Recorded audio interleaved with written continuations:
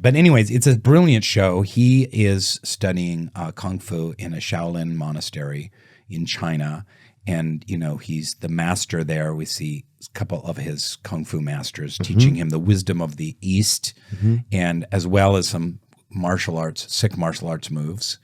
And then he gets kicked out of the monastery and goes to the Old West in the 1880s. He's wandering around the cowboy lands and fighting crime, not really fighting crime, righting wrongs, shall we say, but bringing his benevolent Eastern wisdom to bear on every interaction that he has. They encounter a lot of racist cowboys out there. Oh, you Chinaman, spit and then, of course, there's a couple fights. Yeah, this chopstick's got bullets in it, stuff like that. That would have been good. They didn't have lines quite that smart, but that would have worked. But anyways, I talk about it in my book because I feel like it's a metaphor for spirituality, because in spirituality we're walking around the crazy, chaotic Old West that's aggressive and violent, and we're bringing to bear our wisdom and our vision. We're trying to create peace, bring people together. He's always got really beautiful, wise things to say to try and heal people. But there's always some drunken, racist cowboy there that you gotta, at the end of the day, you gotta pony up, But I'm gonna make orange chicken out of you or something like that. Yeah, that's good. That's good. You should have been you should have been a staff writer for them. Maybe that could have been good. That's good. Yeah. But yeah, well, so go on. So you think so? It's kind of like we need that now. We can use that. I mean, we can use that always. But that's what I kind of derived from the beginning of your book. I think I read 23% of it, maybe. But that how do we get to where we start to look at ourselves? You want us to look at more as ourselves as a group and not just as individuals.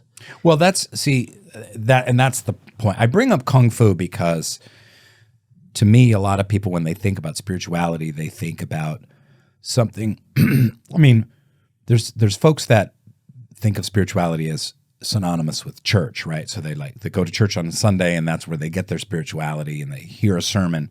But I'm talking about many people feel like spirituality is something that, they pray or they meditate or they read a spiritual book or the Bible or a philosopher or something like that, or they go to the yoga class or something like that. But that spirituality is something internal that we kind of process and develop inside of ourselves.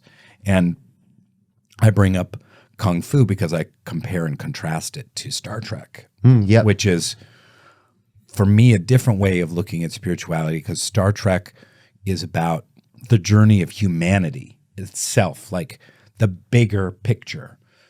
Now, true, Star Trek's more about technology and whatnot, but it's in the planet on Star Trek, humanity has had a big war. This is before the original series starts. We've overcome racism out of that war. We're getting along. Everyone's getting along. We've solved sexism. We've solved income inequality. There's great peace and justice and tranquility on planet Earth, which allows us to build all these spaceships and go flying around the universe, seeking out strange new life and new civilizations and whatnot. But there is a spiritual maturity. There's a progression of humanity toward this mature spiritual end. So I contrast those two because I think that sometimes people lose sight of the fact that there can be a spiritual transformation and maturation of us, 7 billion of us on the planet. And that's just something important to talk about and think about. Because it doesn't really get brought up or discussed that much. It doesn't. A lot of things focus on the now. We get a little bit further out when we look at things like our own lives and stuff like that, like the limitation of our own lives, what will happen in our lifetime. But rarely do you start to think, if there's an overall goal, that there's a destination as a people or a populace, that And isn't that Theo? Isn't that world peace really? Like, do you remember?